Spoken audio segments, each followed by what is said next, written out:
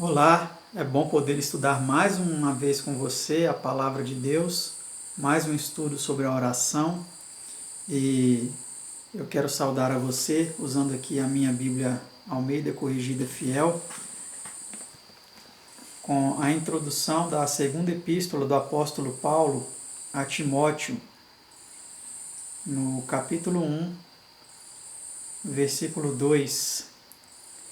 A Timóteo, meu amado filho, graça, misericórdia e paz da parte de Deus Pai e da de Cristo Jesus, Senhor nosso.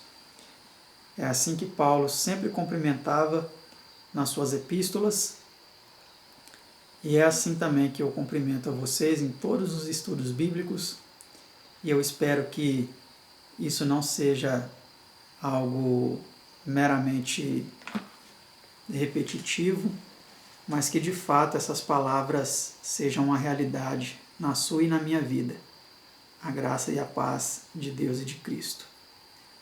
Antes de nós, então, começarmos o estudo de hoje, eu convido a você que se coloque de joelhos para nós colocarmos em prática, o que temos estudado, a oração. Vamos orar? Pai bendito, Pai amado, nós te agradecemos pelas bênçãos que nos tem dado e te suplicamos a tua iluminação, a tua bênção para o estudo de mais essa lição. Pedimos que nos ajude a estarmos vigilantes, para que não venhamos a cair em tentação. Abra a mente dos nossos amigos, irmãos que estão nos assistindo, e abra a minha mente, o meu entendimento, e unja os meus lábios e a minha língua, para que tudo que eu vier a falar aqui seja guiado pelo Espírito de teu Filho, que clama Abba, Pai. Te peço essas bênçãos e as agradeço em nome de Jesus. Amém.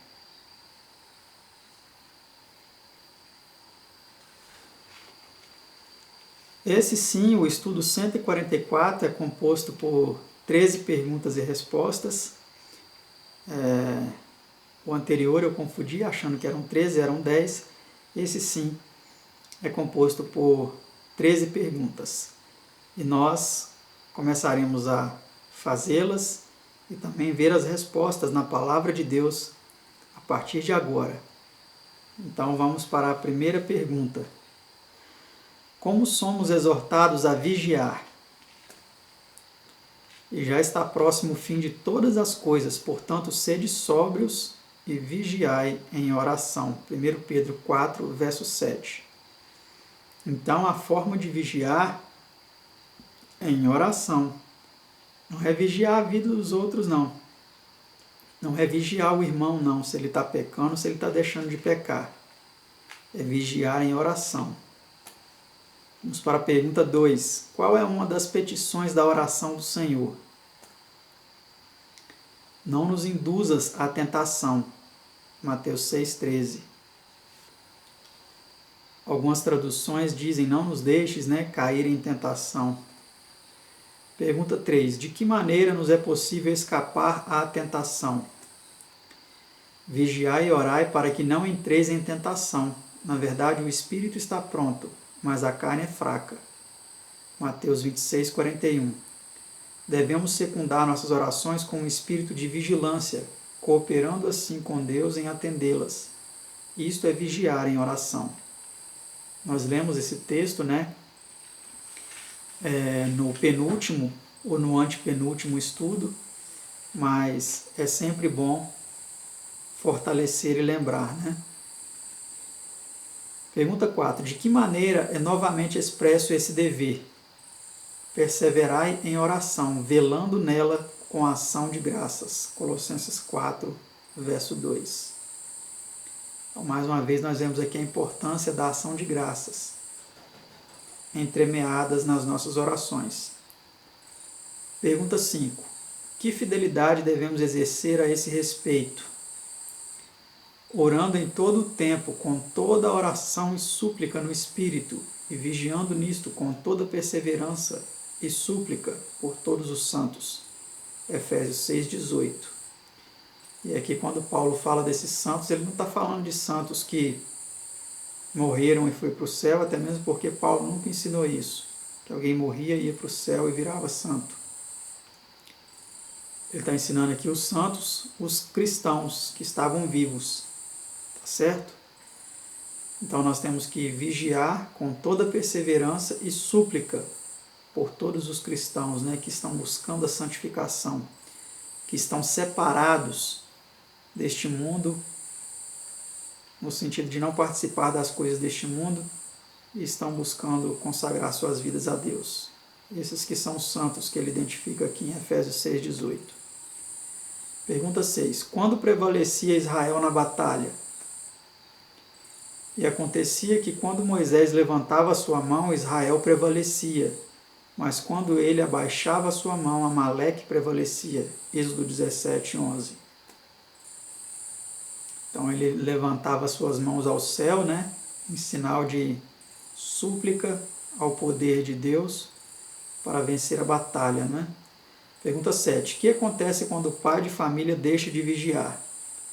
Mas considerai isto, se o pai de família soubesse a que vigília da noite havia de vir o ladrão, vigiaria e não deixaria minar a sua casa. Mateus 24, verso 43. Pergunta 8. Que experiência sobrevém aos que esperam no Senhor?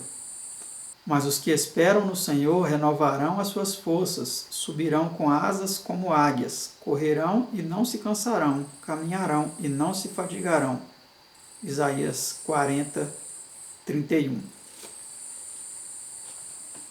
Então, os que esperam no Senhor, eles prosseguem, né? Eles não desanimam, eles não param no caminho, eles não desanimam diante dos obstáculos, mas eles avançam, assim como a águia, né? Avança acima das nuvens de tempestade. Assim precisamos também avançar, se nós esperamos no Senhor. Pergunta 9. Para que disse Abacuque, vigiaria ele? Por-me-ei sobre a minha atalaia, e colocar-me-ei sobre a fortaleza, e vigiarei para ver o que me dirá. Abacuque 2:1, versão brasileira. Alguns têm muita ansiedade quanto a serem ouvidos por Deus quando oram, mas são de todo indiferentes quanto ao que ele diz em resposta. Essa é uma grande verdade, né? Muitos estão ansiosos, orando, mas quando a resposta vem, muitas vezes eles não querem enxergar, se ela for contrária à vontade deles. Pergunta 10. Como nos será possível escapar aos males a sobrevirem ao mundo? Vigiai, pois, em todo o tempo, orando, para que sejais havidos por dignos de evitar todas estas coisas que hão de acontecer, e de estar em pé diante do Filho do Homem. Lucas 21:36. A vigilância, bem como a oração, é necessária se quisermos escapar aos males, enganos e calamidades dos últimos dias.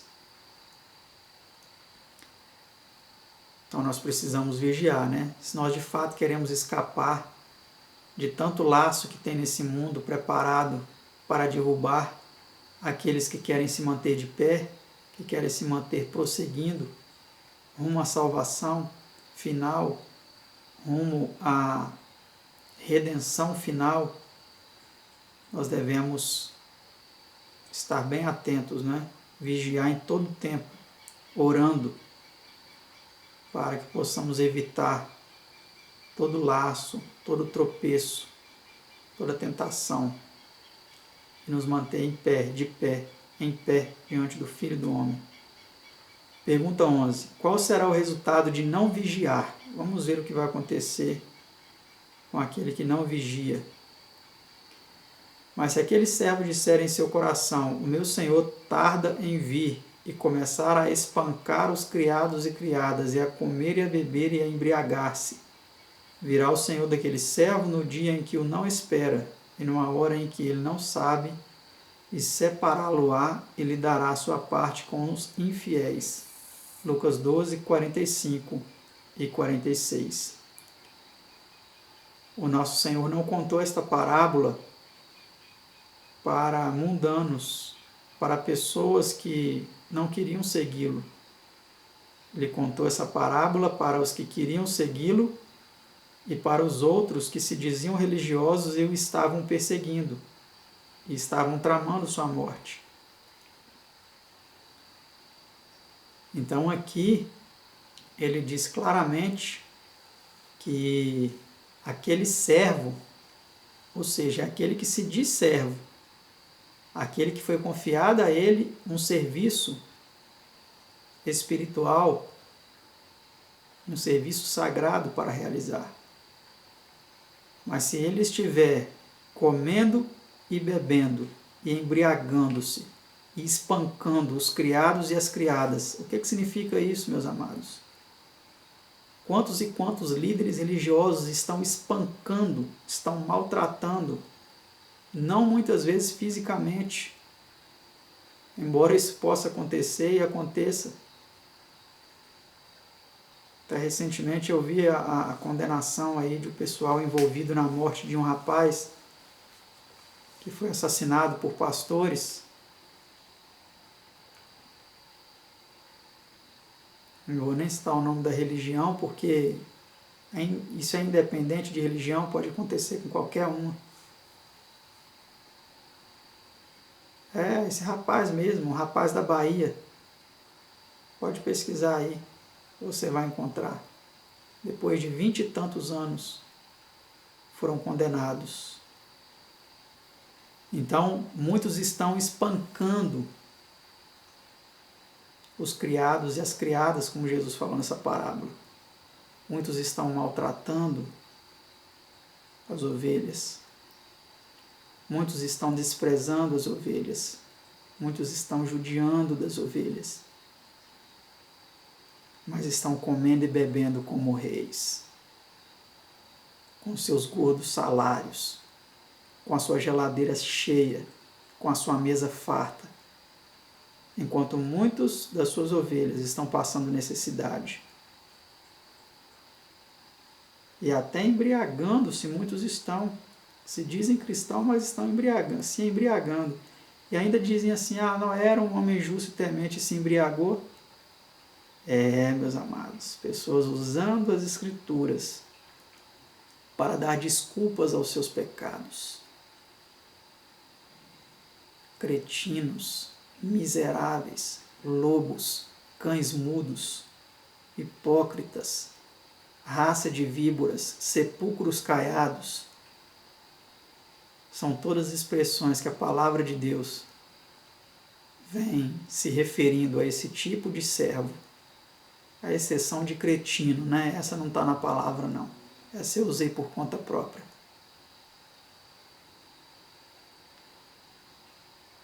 Se eles não vigiarem, se nós não vigiarmos, nosso Senhor virá o dia que não esperamos e vão separar esses. Eu não quero estar entre eles. Eu não quero estar entre eles. E dará a eles a sua parte com os infiéis.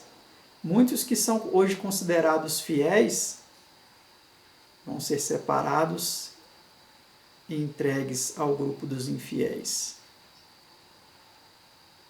para sofrer com choro e ranger de dentes, para serem punidos por todas as suas más ações. Vamos adiante, pergunta 12. Que estarão fazendo os servos de Cristo quando ele vier?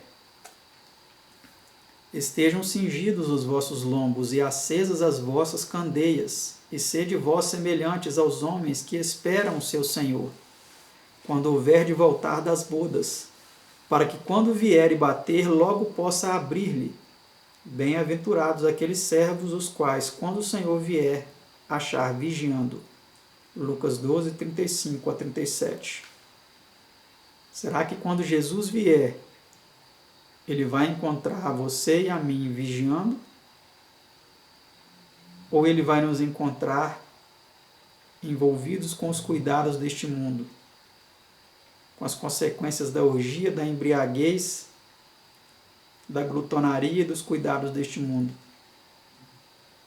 Será que aquele dia vai nos pegar desprevenidos? Pergunta 13 e última do nosso estudo. A quantos se estende a ordem de vigiar? E as coisas que vos digo, digo-as a todos. Vigiai. Marcos 12, 37. Jesus aqui ele não estava falando só para alguns. Ele não estava falando só para os saduceus e fariseus e sacerdotes e povo comum. Ele estava falando também para os seus discípulos, os seus seguidores. Para Pedro.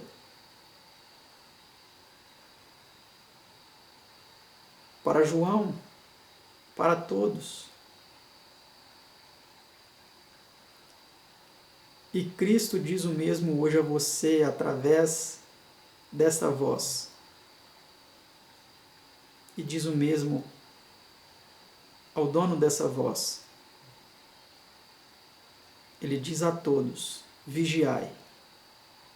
Eu preciso vigiar e você também precisa vigiar. Você é um pastor? Você tem títulos acadêmicos? Você é um homem inteligente, sábio? Você é uma pessoa simples, humilde? É um homem, uma mulher? É rico? É pobre? Se acha feio ou se acha bonito? Está distante de Cristo ou está próximo de Cristo? Essa palavra é para todos. Vigiai. E assim nós encerramos mais um estudo. Agradeço a você por ter estado conosco aí mais uma vez. E até o nosso próximo e último estudo sobre a oração. Até mais.